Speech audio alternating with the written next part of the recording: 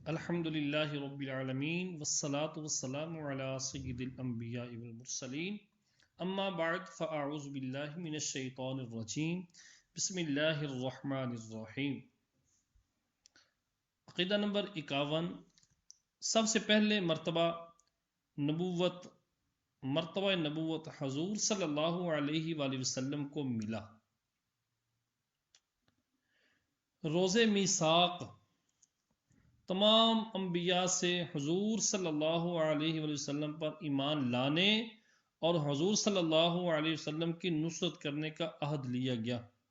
اللہ تبارک و تعالیٰ نے قرآن پاک کے اندر واضح ارشاد فرمایا وَإِذْ أَخَذَ اللَّهُ مِيثَاقَ النَّبِيِّينَ لَمَا آتَيْتُكُم مِّن كِتَابٍ وَحِكْمَةٍ، کہ جب اللہ تبارک و تعالیٰ نے نبیوں سے عہد لیا کہ آقا پر ایمان لانے اور آپ کی مدد کرنے کا، اور اسی شرط پر یہ منصب اعظم ان کو دیا گیا، تمام انبیاء علیہ السلام کو۔ حضور صلی اللہ علیہ وآلہ وسلم نبی الانبیاء ہیں اور تمام انبیاء حضور صلی اللہ علیہ وآلہ وسلم کے امتی، سب نے اپنے اپنے عہد کریم میں حضور صلی اللہ علیہ وآلہ وسلم کی نیابت میں کام کیا، نائب ہونے کی حیثیت سے۔ اللہ عز و جل نے حضور صلی اللہ تعالی علیہ وآلہ وسلم کو اپنی ذات کا مظہر بنایا، اور حضور صلی اللہ علیہ وآلہ وسلم کے نور سے تمام عالم، تمام دنیا کو منور فرمایا۔ بئی معنی ہر جگہ حضور صلی اللہ علیہ وآلہ وسلم تشریف فرما ہیں۔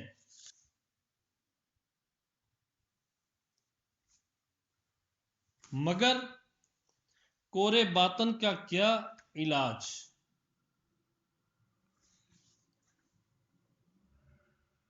یعنی جو نہیں ماننے والا اس نے تو نہیں ماننا،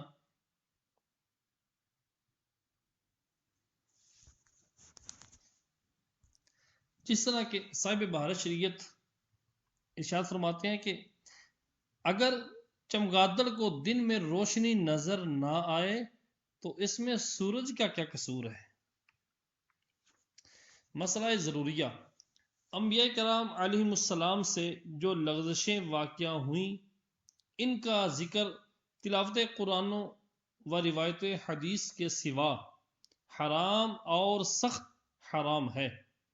اوروں کو ان سرکاروں میں لب کشائی کی کیا مجال؟ مولا عز و جل ان کا مالک ہے، جس محل پر جس طرح چاہے تعبیر فرمائے۔ اللہ تبارک و تعالی مالک الملک ہے، وہ جس طرح جب چاہے ان کا ذکر کرے، تعبیر فرمائے، لیکن کسی اور کو لب کھولنے کی بھی مجال نہیں انبیاء علیہ السلام کی ذات کے بارے میں۔ وہ اس کے پیارے بندے ہیں، اپنے رب کے لیے جس قدر چاہیں تواضع فرمائیں۔ دوسرا، ان کلمات کو سند نہیں بنا سکتا، اور خود ان کا اطلاق کرے تو مردود بارگاہ ہوگا۔ یعنی انبیاء علیہ السلام سے جو لغزش ہوئی اس کو دلیل بنا کر کوئی کام نہیں کر سکتا، اور خود اپنی زبانی ان کا مطلب یہ لینا وہ لینا، اگر ایسا کرے گا تو اللہ تبارک و تعالیٰ کی بارگاہ سے مردود ہے۔ پھر ان کے یہ افعال جن کو ذلت و لغزش سے تعبیر کیا جائے، ہزارہا حکم و مصالح پر مبنی ہوتے ہیں۔ اللہ تبارک و تعالیٰ کے قول فعل کے اندر بے شمار حکمتیں اور مصلحتیں ہوتی ہیں جن کو بندہ نہیں جان سکتا، ہزارہا فوائد و برکات کے مثمر ہوتے ہیں۔ ایک لغزش ابینا آدم علیہ السلام کو دیکھیے، اگر وہ نہ ہوتی تو جنت سے نہ اترتے، دنیا آباد نہ ہوتی، نہ کتابیں اترتی، نہ رسول آتے، نہ جہاد ہوتے، لاکھوں کروڑوں مصوبات کے دروازے بند رہتے. مصوبات نیکیوں کے اجر. اور پیچھے ایک لغزش ابینا آدم، یعنی ابینا یعنی ہمارے باپ آدم علیہ السلام کی وہ لغزش جو اگر وہ نہ ہوتی تو یہ جنت آباد نہ ہوتی، کتابیں نہ اترتی، رسول نہ آتے، جہاد نہ ہوتے، کروڑوں لاکھوں کروڑوں اجروں کے دروازے بند رہتے. ان سب کا فتح باب ایک لغزش آدم کا نتیجہ بارکہ و ثمرہ طیبہ ہے. بالجملہ انبیاء علیہ السلام کی لغزش منو تو کس شمار میں ہے؟ انبیاء علیہ السلام کی تو یہ لغزشوں کا یہ حال ہے کہ ان سے اتنا نتیجہ اور ثمرہ طیبہ ملتا ہے، لیکن میں اور تو کس گنتی میں ہیں؟ صدیقین کی حسنات سے افضل و اعلیٰ ہیں. ان کی لغزشیں صدیقین کی حسنات سے بھی، ان کی نیکیوں سے بھی افضل و اعلیٰ ہیں. حسنات الابراری سیئات المقربین، یعنی نیک لوگوں کی نیکیاں مقربین کے لیے خطاؤں کا درجہ رکھتی ہیں. اللہ اکبر. یہاں تک ہمارا یہ سبق انبیاء علیہ السلام اور رب تبارک و تعالی کے بارے میں مسلمان کا عقیدہ کیا ہونا چاہیے تام ہوا. آگے سنتے ہیں ملائکہ کے بارے میں ایک مسلمان کو کیسا عقیدہ رکھنا چاہیے. فرشتے اجسام نوری ہیں. اللہ تعالی نے ان کو یہ طاقت دی ہے کہ جو شکل چاہیں بن جائیں. کبھی وہ انسان کی شکل میں ظاہر ہوتے ہیں اور کبھی دوسری شکل میں. عقیدہ وہ وہی کرتے ہیں جو حکم الہی ہے، خدا کے حکم کے خلاف کچھ نہیں کرتے. وَيَفْعَلُونَ مَا يُؤْمَرُونَ وہ وہی کرتے ہیں جن کا ان کو حکم دیا جاتا ہے. لا يَسُومُونَ اللَّهَ مَا أَمَرَهُمْ لا يعصون اللہ ما امرهم وہ ہرگز وہ کام نہیں کرتے جن کا ان کو حکم نہیں دیا جاتا، نہ قصدن، نہ سہون، نہ خطأ، نہ جان بوجھ کر، نہ بھول کر، نہ غلطی سے. وہ اللہ عز و جل کے معصوم بندے ہیں، ہر قسم کے چھوٹے بڑے صغائر و کبائر سے پاک ہیں. نمبر 2، ان کو مختلف خدمتیں سپرد ہیں.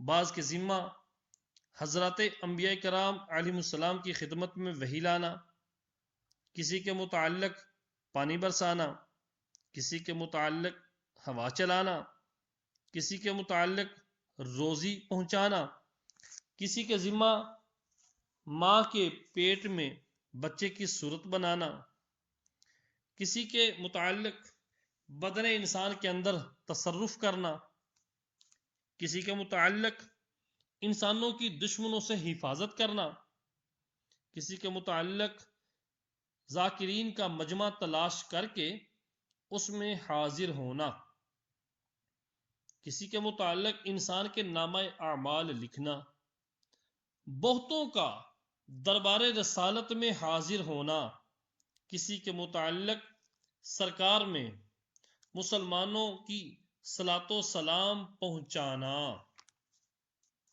بعضوں کے متعلق مردوں سے سوال کرنا، کسی کے ذمہ قبضہ روح کرنا، بعضوں کے ذمہ عذاب کرنا، کسی کے متعلق سور پھونکنا، اور ان کے علاوہ اور بہت سے کام ہیں جو ملائکہ انجام دیتے ہیں.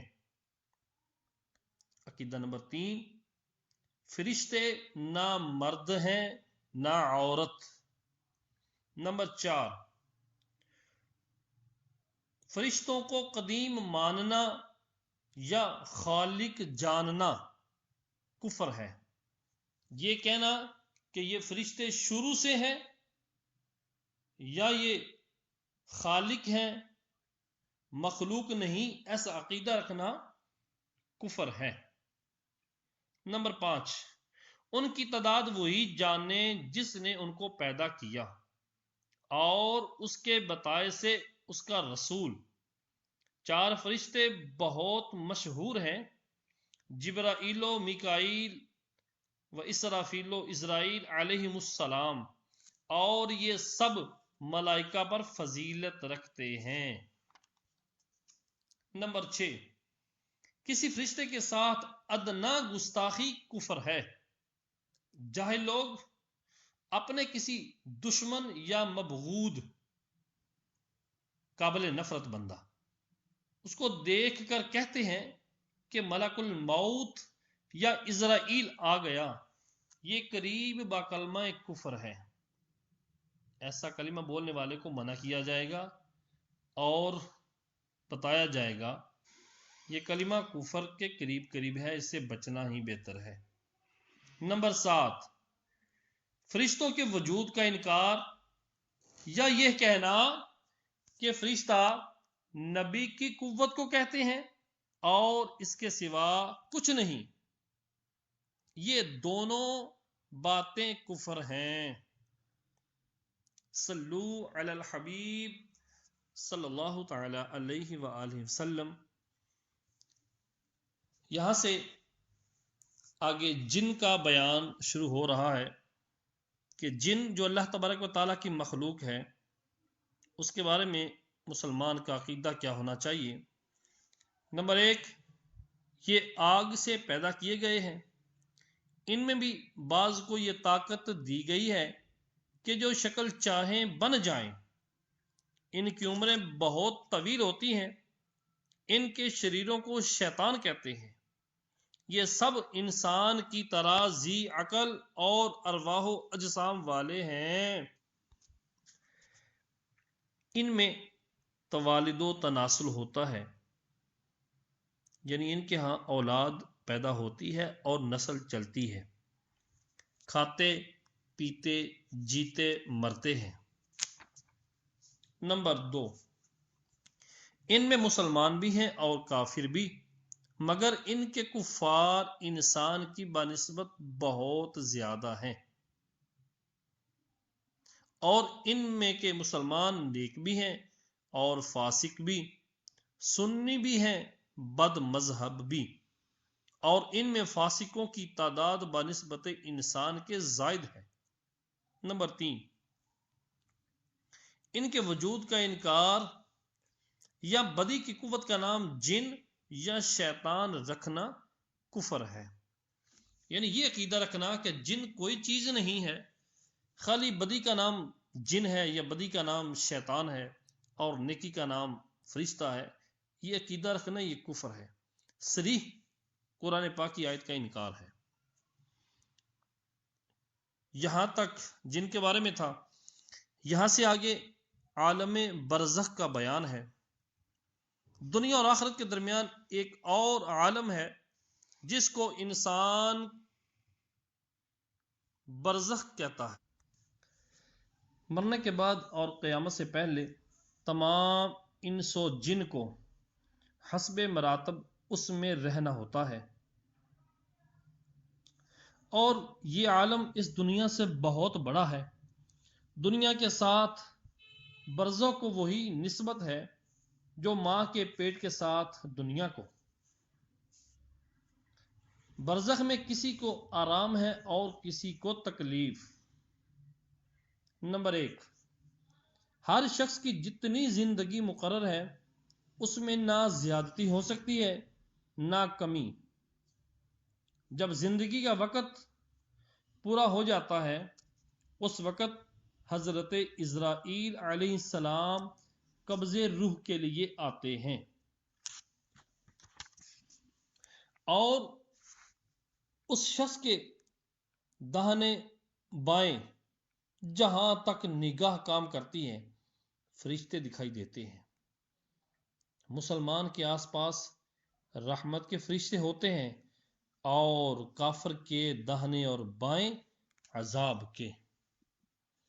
اس وقت ہر شخص پر اسلام کی حقانیت آفتاب سورج سے زیادہ روشن ہو جاتی ہے، مگر اس وقت کا ایمان معتبر نہیں، اس لیے کہ حکم ایمان بالغیب کا ہے، حکم ایمان بالغیب کا ہے، اور اب غیب نہیں رہا بلکہ یہ چیزیں مشاہد ہو گئیں، سب کچھ نظر آ گیا، اب اس کا ایمان لے آنا قابل قبول نہیں۔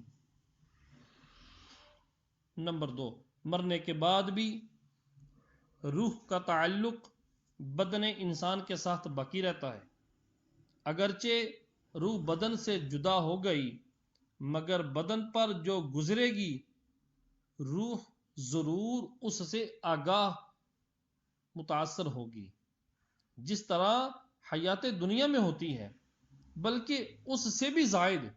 دنیا میں ٹھنڈا پانی، سرد ہوا، نرم فرش، لذیذ کھانا، سب باتیں جسم پر وارد ہوتی ہیں مگر راحت و لذت روح کو پہنچتی ہے، اور ان کے عکس بھی جسم ہی پر وارد ہوتے ہیں اور کلفت و اذیت روح پاتی ہے۔ یعنی اگر یہ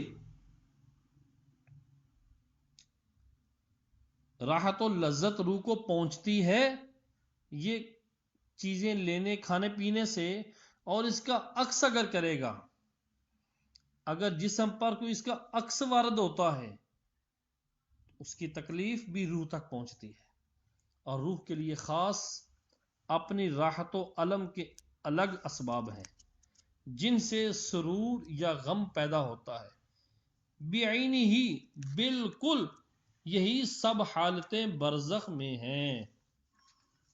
نمبر 3، مرنے کے بعد مسلمان کی روح حسب مرتبہ مختلف مقاموں میں رہتی ہے، بعض کی قبر پر، بعض کی چاہے زمزم شریف، یہ زمزم شریف کے کنویں،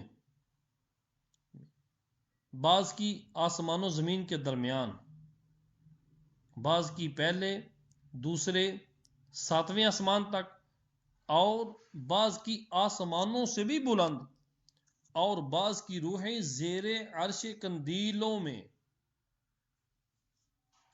قندیل کی جمع ایک قسم کا یہ فانوس ہے جس میں چراغ جلا کر لٹکاتے ہیں، قندیل، اور بعض کی اعلی علیین میں، جنت کے نہایتی بلند و بالا مکانات ہیں، مگر کہیں ہوں اپنے جسم سے ان کا تعلق بدستور رہتا ہے، جو کوئی قبر پر آئے اسے دیکھتے پہچانتے اس کی بات سنتے ہیں، بلکہ روح کا دیکھنا قرب قبر ہی سے مخصوص نہیں کہ بندہ قریب قبر کے ہو تو روح دیکھتی ہے۔ اس کی مثال حدیث میں یہ فرمائی ہے کہ ایک طائر پرندہ پہلے قفس پنجرے میں بند تھا اور اب آزاد کر دیا گیا ہے، یعنی پہلے اس کی طاقت پنجرے میں بند رہ کر کیا تھی، اب جب سے وہ آزاد ہو چکا ہے تو اس کا معاملہ کیا ہوگا۔ علماء کرام فرماتے ہیں بے شک پاک جانیں جب بدن کے علاقوں سے جدا ہوتی ہیں عالم بالا سے مل جاتی ہیں اور سب کچھ ایسا دیکھتی سنتی ہیں جیسے یہاں حاضر ہیں۔ حدیث میں فرمایا جب مسلمان مرتا ہے اس کی راہ کھول دی جاتی ہے جہاں چاہے جائے۔ شاہ عبد العزیز محدث دہلوی صاحب لکھتے ہیں روح راہ قرب و بعد مکانی یکساں است، یعنی روح کے لیے کوئی جگہ دور یا نزدیک نہیں بلکہ سب جگہ برابر ہے۔ کافروں کی خبیث روحیں، بعض کی ان کے مرگھٹ، ہندوؤں کے مردے جلانے کی جو جگہ ہے مرگھٹ، یا قبر پر رہتی ہے، بعض کی چاہے برہوت میں، یہ کیا ہے، یمن میں ایک نالہ ہے بعض کی پہلی، دوسری، ساتویں زمین تک، بعض کی اس کے بھی نیچے سجین میں، جہنم کی ایک وادی کا نام سجین، اور وہ کہیں بھی ہوں جو اس کی قبر یا مرگھٹ پر گزرے اسے دیکھتے پہچانتے بات سنتے ہیں، مگر کہیں جانے آنے کا اختیار نہیں کہ قید ہیں۔ نمبر 4، یہ خیال کہ وہ روح کسی دوسرے بدن میں چلی جاتی ہے،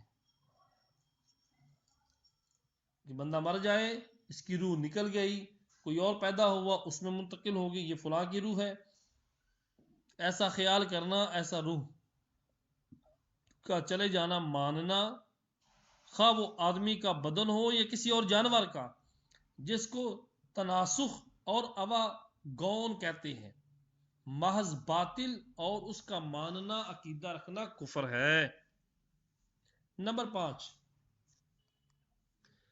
موت کے معنی روح کا جسم سے جدا ہو جانا ہے، نہ یہ کہ روح مر جاتی ہے، جو روح کو فنا ماننے بد مذہب ہے۔ نمبر 6، مردہ کلام بھی کرتا ہے اور اس کے کلام کو عوام، جن اور انسان کے سوا اور تمام حیوانات وغیرہ سنتے بھی ہیں۔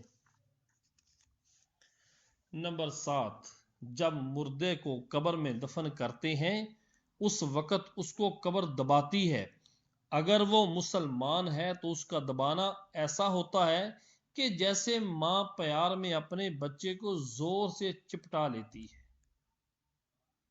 اور اگر مردہ کافر ہے تو اس کو اس زور سے دباتی ہے کہ ادھر کی پسلیاں ادھر اور ادھر کی ادھر ہو جاتی ہیں۔ نمبر 8، جب دفن کرنے والے دفن کر کے وہاں سے چلتے ہیں وہ ان کے جوتوں کی آواز سنتا ہے، اس وقت اس کے پاس 2 فرشتے اپنے دانتوں سے زمین چیرتے ہوئے آتے ہیں، ان کی شکلیں نہایت ڈراؤنی اور ہیبت ناک ہوتی ہیں، خوفناک، ان کے بدن کا رنگ سیاہ اور آنکھیں سیاہ اور نیلی اور دیگ کی برابر اور شعلہ زن ہیں، اور ان کے محیب خوفناک بال سر سے پاؤں تک، اور ان کے دانت کئی ہاتھ کے جن سے زمین چیرتے ہوئے آئیں گے، ان میں ایک کو منکر دوسرے کو نکیر کہتے ہیں، مردے کو جھنجھوڑتے اور جھڑک کر اٹھاتے اور نہایت سختی کے ساتھ کرخت آواز میں سوال کرتے ہیں، سخت آواز میں سوال کرتے ہیں۔ پہلا سوال، من ربک، تیرا رب کون ہے؟ دوسرا سوال، ما دینک، تیرا دین کیا ہے؟ تیسرا سوال، ما کنت تقول فی ھذا الرجل، ان کے بارے میں تو کیا کہتا تھا؟ مردہ مسلمان ہے تو پہلے سوال کا جواب دے گا ربی اللہ، میرا رب اللہ عز و جل ہے، اور دوسرے کا جواب دے گا دین یل اسلام، میرا دین اسلام ہے۔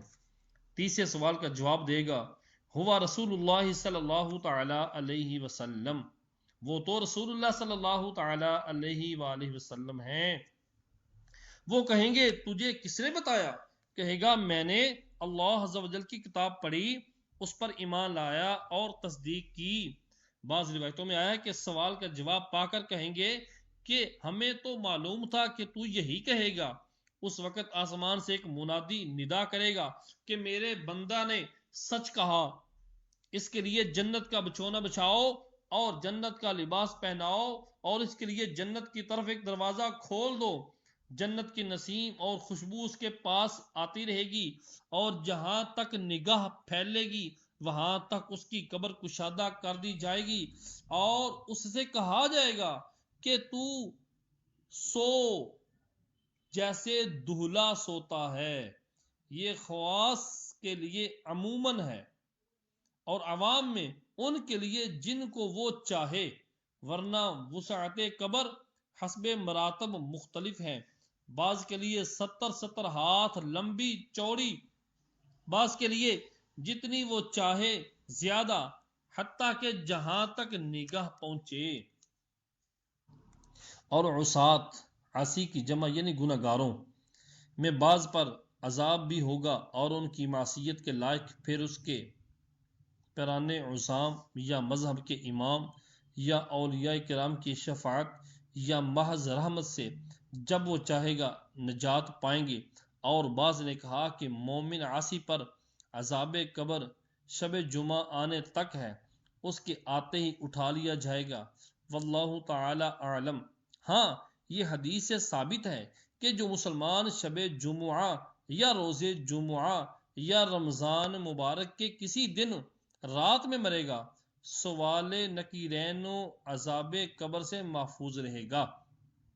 اور یہ جو ارشاد ہوا کہ اس کے لیے جنت کی کھڑکی کھول دیں گے، یہ یوں ہوگا کہ پہلے اس کے بائیں ہاتھ کی طرف جہنم کی کھڑکی کھولیں گے، جس کی لپیٹ اور جلن اور گرم ہوا اور سخت بدبو آئے گی، اور معن بند کر دیں گے.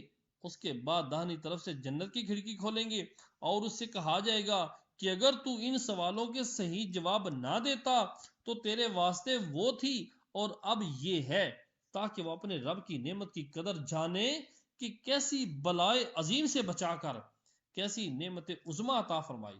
اور منافق کے لیے اس کا عکس ہوگا.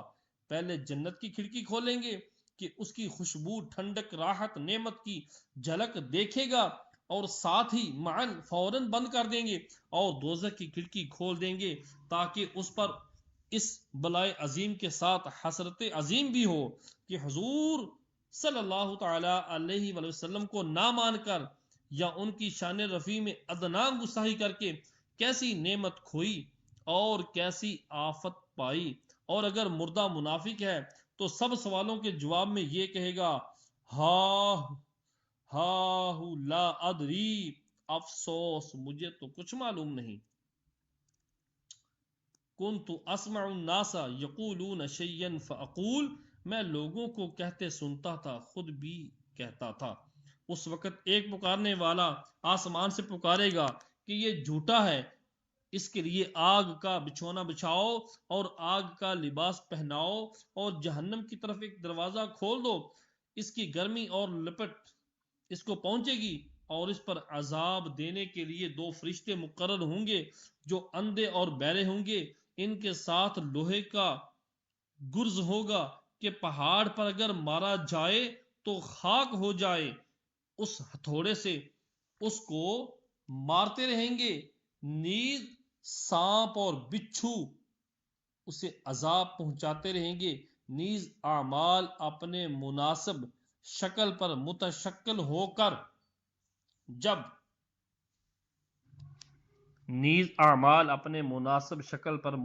ہو کر یعنی شکل بنا کر کتا یا بھیڑیا یا اور شکل کے بن کر اس کو ایذا پہنچائیں گے، اور نیکوں کی اعمال حسنہ مقبول و محبوب صورت پر متشکل ہو کر خوبصورت مقبول شکل بن کر انس دیں گے یعنی محبت دیں گے.